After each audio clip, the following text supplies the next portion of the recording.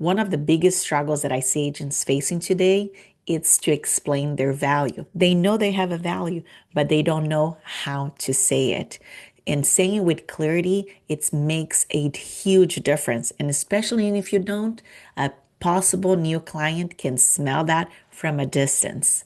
So today I'm going to be breaking down how I introduce myself to potential new clients, share my value, no scripts, but being honest and authentic. And I'm so glad that you're here today. If we have not connected yet, I am Amanda Aguiar. I am a leader here within my real estate business. And if there's anything I can do for us to connect and see where you're getting stuck, what is blocking you to make the next big move with your business, I'd love for us to chat. Go to topagentwolfpack.com and book a call with me. And let's dive in and what you can do for your business today to improve for this year of 2026. But I have to start here with a question for you today. Are you confident when you're bringing your value to a potential new client? Put here on the comments below, yes or no, and let's dive in.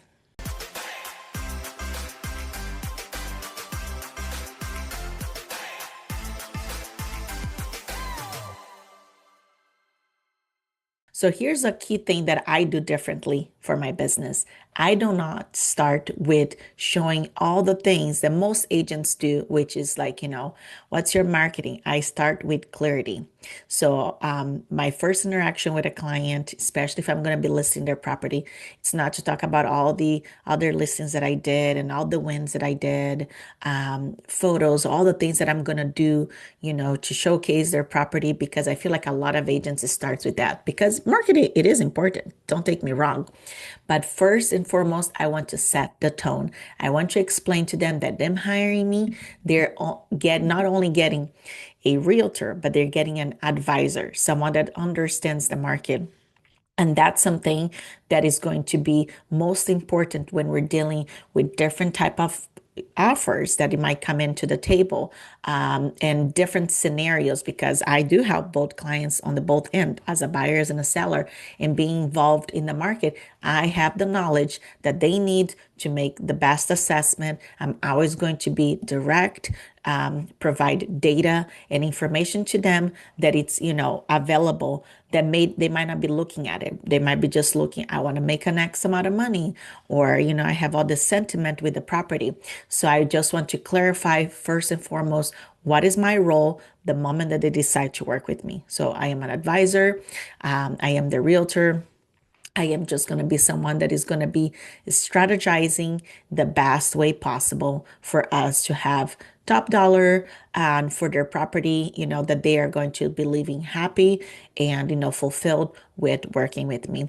And then from there, obviously, I can go on in what are the other values that I bring in, how I present my marketing. I think it is important, I know today you can get a lot of templates and things out there that you can either create yourself with ChatGPT, or you can do maybe at Etsy, or maybe your brokerage provide to you.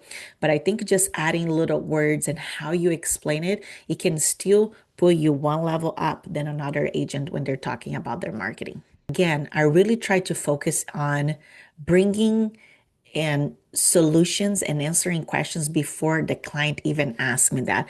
That will always be my goal. So that when I finish talking, that probably and hopefully I answer all the questions that they could ask me, or that they had on their head and they just wanted to see what I say. So for me, that first meeting, that first interaction is all about clarity. So I want to, explain to them what is going to look like the process of, putting a house on the market. What is, which step of the way, and what am I going to do, what they can expect from me, what would I need to expect from them, because this is a partnership, right? There are things that the sellers will need to do as well. So I do come from like more of a, let's talk about the process, not necessarily just the result. Oh, the result is just to get X amount of money. This is how much I think your property is valued. Again, I know sometimes that actually, to me, that feels more like a desperation, that you want to get to the number that you think the client got. I want to be there. So I always go back to, let's talk about the process. Let me answer all the questions that let me show you the professional that you're going to be working with. So I'm not saying all the details and timelines is going to have that when you're meeting with a client for the first time. But you can still explain what is the order of your process when you're working with a client. What are the things that you do? What are the things that you cover?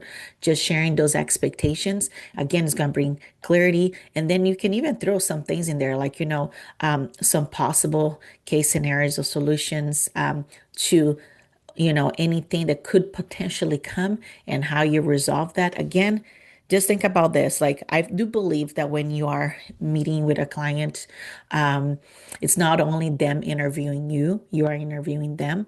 But now that you have, the opportunity to go first and talk about, how you work, what do you do, what's your process, what's the value that you're bringing, and bring all that clarity from the beginning, the client is going to actually bring them in the ease. You're not already going straight already into like, this is how I'm going to market your house. This is how much I think your house value is. Because if they already have a number in their head, just right then and there, you could already have been losing them because maybe they think you're, too off from what they're maybe wanting to be.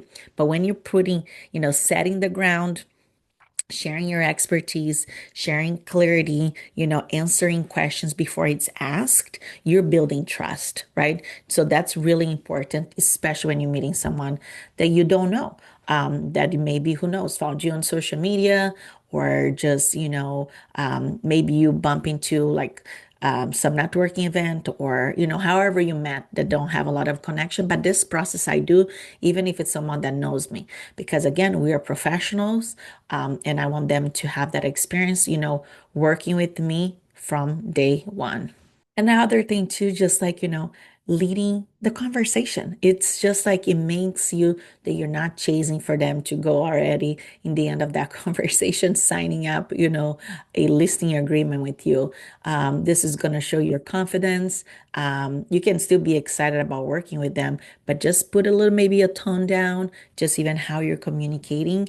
It shows like, that you know what you're saying, that there's confidence, there's understanding on the market. So like the approach of your, how you're leading the conversation, it will press the tone for the rest of the interaction with that client, even after everything's signed, right? So if you're showing, I am the advisor, I am the leader here, I know the market, you are hiring me because I am the expert. So, you can lead that conversation with expectations, leading with confidence because you're already sharing with them, all the things you're going to do, how your process is, communicating that you don't need to over communicate and create things in your process that you don't do. I don't advise that because I feel like, you are creating an expectation. And if it's unmet, um, and if the client somehow figured that out, you are probably not creating a good relationship. And, and they talk and you want their referrals. So just make sure, lead the conversation, you know, um, ask questions that if you do need to ask any questions in a way that it's not to drive them to make a conclusion, but just more of an understanding. But you need to, again, going back to that, remind yourself you are the expert. You are the one that knows how to sell, how to present. So you need to talk that way. If even if the client said this is not their first house, maybe this is the second house that they're selling, and they want to maybe share their experience that they had with that possible client, agent that they worked before. Obviously, you can listen up, but again, taking hold of how that conversation is going, it's still up to you. So make sure you go in with confidence, understand your market, have your process, you know, dialed in so that you know exactly what to say so it doesn't sound like you are doing this for the first time. And here's another thing that I love to do as well is just like, talking about the possible problems and before I talk about the solution. So some of the things that usually are going to be top of mind for that seller is um, pricing, if it's going to be overpriced, if it's going to be underpriced, the timing, what's the stress. So anything that you can cover on those topics that it's most of the time the most important to them, bringing data, what is going on in the market right now, what is the home prices. And this can be always up to you. I feel like I have almost like a two-step depending how the conversation is going with that seller that day. Obviously, I do my due diligence to look at the property, before the meeting, seeing what the market is doing, what the average price and things like that. And you could be still a couple of weeks out before you're listing that property. So you do want to ensure that you're giving a range if you do talk about pricing. But if you haven't seen their property before, I always like to talk about the numbers. Maybe it's going to be a follow-up you're going to do. But if you feel like the conversation is already going to where you guys are going to sign the contract and do all of that, you can always say, hey, this is great. You're going to do me a walkthrough with me, then I'm going to be able to give you a better and honest, average price point based on the market, and then also based now what I know of the property that I've looked, and then, you can go and talk about numbers, but you can still talk about it like, what's happening in the market, even if it's not directly about their property. So again, you're just talking about the problems that is probably on top of their mind. And then you just, sharing what the market is doing. Hey, prices are, homes are going over price, or, we're starting to see the trend again to, offer review dates. Homes are staying longer in the market, and most of that usually it's related to pricing. So whatever may be that is going on in the market, still say the truth. You don't need to be trying just to say something that is just like positively to what the client wants to hear. Again, you're the advisor, right? So you provide information that you can back up with data if needed. And then one last topic that I want to talk, which is just like, I don't defend my fee. And I know this is something that, it's always like, how are you going to talk about what do you cover, or what do you charge? I try to stay away from that phrase of like, my fee, or like I charge. I think it's just like, it's more of a recap, like this is what I bring, this is what I do. And for that, if I'm going to cover all these items and whatever you do, for your listing, I don't know if you stage, if you do photos, or if it's something that you charge a specific fee, but then you tell the clients to pay the other items out of their pocket. So however you present it, I would just like, make and ensure like this is my packaging, right? This is what I do when I'm listing for you. And for that, it costs X amount. So you're just now saying, because you're having a conversation for a long time. And then if you just pretty much go and drop like, oh yeah, by the way, um, my fee is 3%. I think you just need to, again, remind that client, because you talk about a lot of different things. This is what I cover. This is what I do. This is what you can expect from me. So you just recap and say, and for that, this is what, it will cost for the services, or this might my service are, I'm here, my bottom line, it is to support you, to protect you, protect your assets. And this is, part of that package. So again, it's just reframing some of the words so it doesn't sound just like, I'm just here for the money. Because I think in the end of the day, that deal can bring you more deal if it's done right and correctly from the beginning. So just as a quick recap, starts with clarity. Then, make sure you're explaining your process.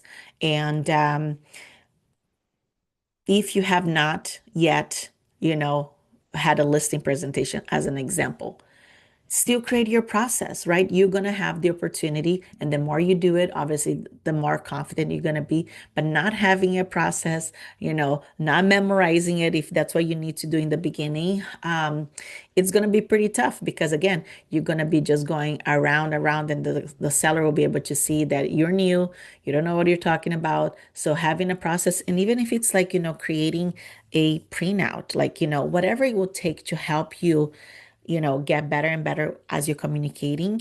If you need to have a visual, and then that helps you, like, here are the things that I want to cover with you first, by all means, do that if that's going to be helping you. If it's so, it becomes a little bit more, again, a conversation.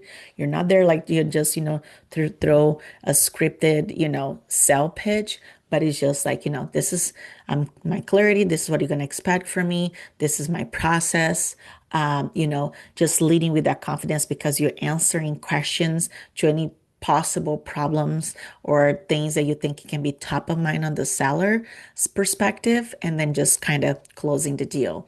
So I'd like to be, I'm not the type of person that will be pushing the client in any way or forcing them to make a decision.